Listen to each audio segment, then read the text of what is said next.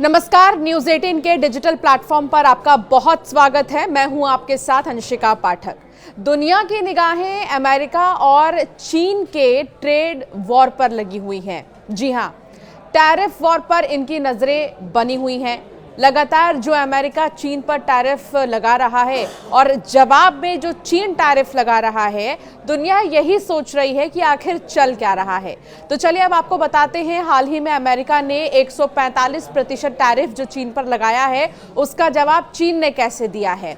America और चीन के बीच टैरिफ वॉर बढ़ता ही जा रहा है। अमेरिका के 145% टैरिफ के जवाब में अब चीन ने 125% टैरिफ लगा दिया है। ये कल से लागू होगा।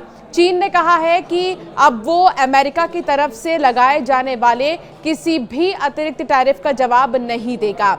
अब जो चीन ने टैरिफ लगाया है अमेरिका पर, वो आज से ही लागू हो जाएगा। चीन ने कहा कि अमेरिका की तरफ से लगाए गए असामान्य टैरिफ अंतर्राष्ट्रीय और आर्थिक व्यापार नियमों का गंभीर रूप से उल्लंघन करते हैं। ये पूरी तरह से एक तरफा दबाव और धमकाने की नीति है। चीन ने यह भी कहा है कि अमेरिका भले ही टैरिफ को और ज्यादा बढ़ा दे, लेकिन अब इसका कोई मतलब नहीं होगा। आखिर में वो ग्लोबल इकोनॉमी के इतिहास में हंसी का पात्र बन जाएगा। चीन के राष्ट्रपति शी जिनपिंग ने अमेरिका से बढ़ते टैरिफ विवाद के बीच पहली बार बयान दिया है। उन्होंने कहा कि चीन किसी से डरता नहीं है। पिछले 70 साल में हुआ चीन का विकास कड़ी मेहनत और खुद पर निर्भर रहने का नतीजा है, ये शी जिनपिंग कहते हैं। शी जिनपिंग ने कहा कि चीन कभी दूसरों के दान के भरोसे नहीं रहा है, ना ही कभी किसी की जबरदस्ती से डरा है। दुनिया कितनी भी क्यों ना बदल जाए, चीन परेशान नहीं होगा। जिनपिंग ने कहा कि ट्रेड वॉर में कोई विजेता नहीं होता। दुनिया के खिलाफ जाने का मतलब खुद के खिलाफ जाना है। जिनपिंग ने ये बातें स्पेन के पीएम पेड्रो सांचेज से मुलाकात के दौरान कही है। सांचेज शुक्रवार को चीन दौरे पर पहुंचे हैं। सांचेज ट्रंप के टैरिफ का ऐलान करने के बाद चीन जाने वाले पहले यूरोपीय नेता हैं। पिछले 2 साल में वे 3 बार चीन जा चुके हैं। टैरिफ को लेकर सांचेज ने भी ट्रंप की आलोचना की है। उन्होंने 8 अप्रैल को कहा था कि ट्रंप के टैरिफ की वजह से लगातार जो है बदलाव देखने को मिल रहे हैं और शेयर मार्केट में भी आपने देखा कि काफी ज्यादा बदलाव हुए हैं।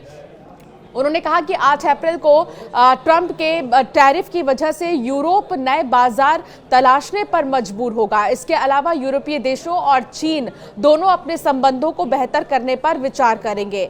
अमेरिका की तरफ से कहा जा रहा है कि चीन पर 125% नहीं 145% टैरिफ लगाया जाएगा और लगा भी दिया जा चुका है। अमेरिका ने चीन पर 125 नहीं बल्कि 145% टैरिफ लगा दिया है। व्हाइट हाउस ने यह बात साफ किया है कि इसको लेकर जो है रुख जो है अमेरिका का वो एकदम क्लियर नजर आ रहा है।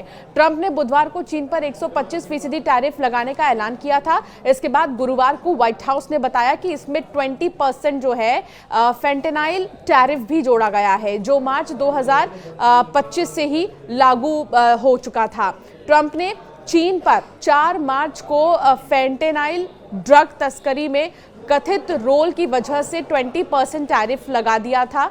इसे अब तक अलग से गिना जा रहा था। व्हाइट हाउस के मुताबिक चीन पर 125% टैरिफ, 20% फेंटेनाइल टैरिफ, इसमें 1% मिसलेनियम जो एडजस्टमेंट भी है वो भी शामिल है। मिसलेनियम एडजस्टमेंट किस वजह से लगाया गया है अभी तक साफ नहीं किया गया। साउथ चाइना मॉर्निंग पोस्ट के मुताबिक अमेरिका के चीन पर 145% टैरिफ लगाने के बाद कुल टैरिफ इफेक्टिव रेट 156% पहुंच गई है। दरअसल ट्रंप ने पहले टर्म में भी चीन के अलग अलग सामान पर 10 से 15% टैरिफ लगा रखा था, जो बाइडेन के टर्म में भी जारी रहा है।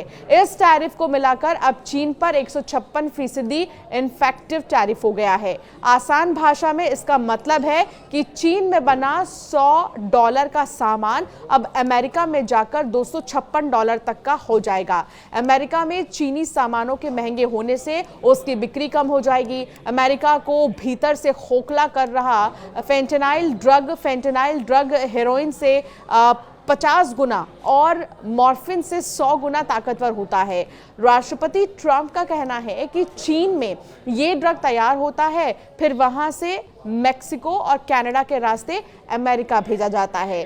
चीन सरकार इस पर रोक लगाने में नाकाम रही है। सीडीसी के आंकड़ों के मुताबिक 2024 में 70,000 से ज्यादा अमेरिकी फेंटेनाइल ओवरडोज से मरे हैं।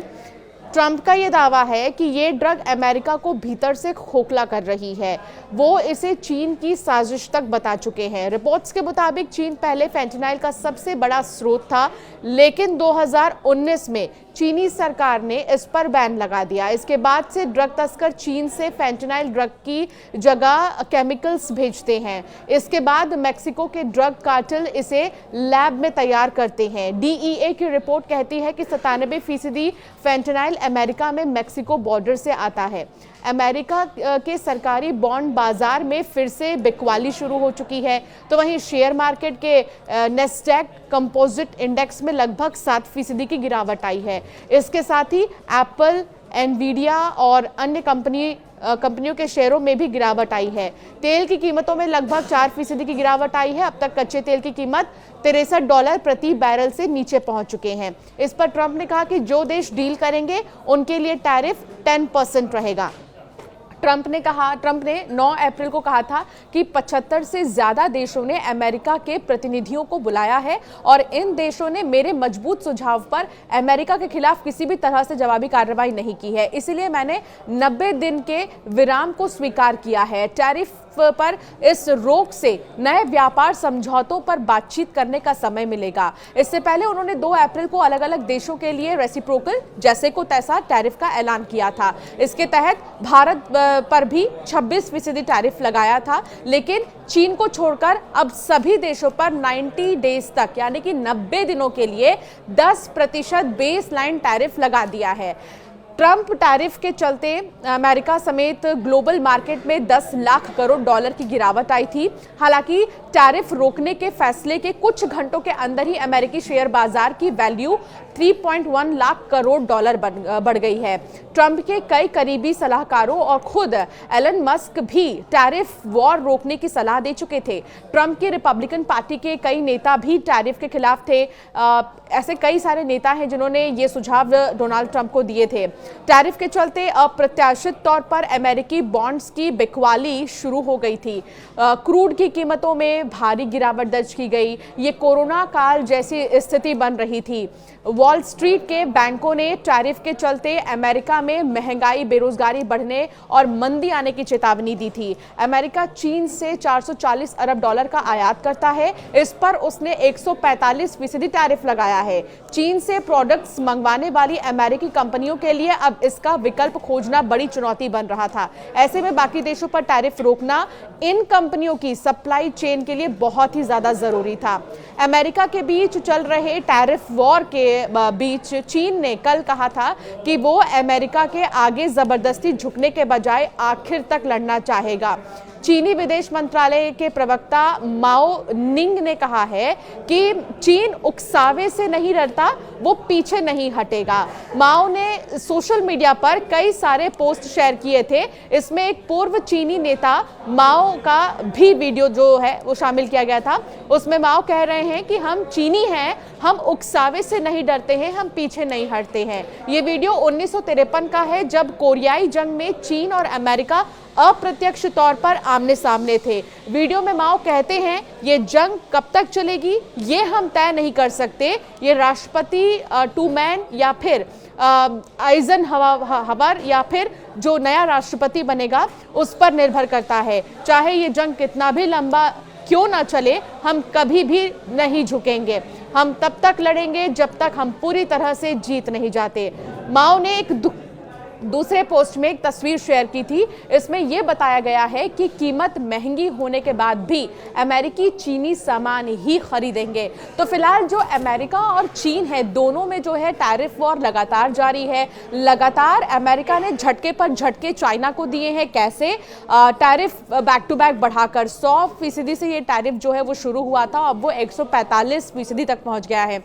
जिसमें कि 20% अन्य टैरिफ का नाम लेकर कहा जा रहा है और 1% जो है वो मिसलेनियम टैरिफ के नाम से कहा जा रहा है। तो इस तरह चीन पर झटके तो अमेरिका दे रहा है, लेकिन चीन का अब ये कहना है कि वो किसी भी तरह के उकसावे में नहीं आएगा, बल्कि अब वो शांतिपूर्वक जो है अपना काम करने वाला है और किसी भी तरीके से वो डरने नहीं वाला है। हालांकि आपका क्या मानना है अमेरिका और चीन के इस रुख से, ज़रूर हमें कमेंट कर बताइएगा। और ये भी बताइएगा कि 90 दिन बाद जब रोक हटेगी इस टैरिफ से, तो डोनाल्ड ट्रंप क्या कदम उठा सकते हैं। ऐसे कई वीडियोस के लिए हमें सब्सक्राइब करना बिल्कुल भी ना भूलें।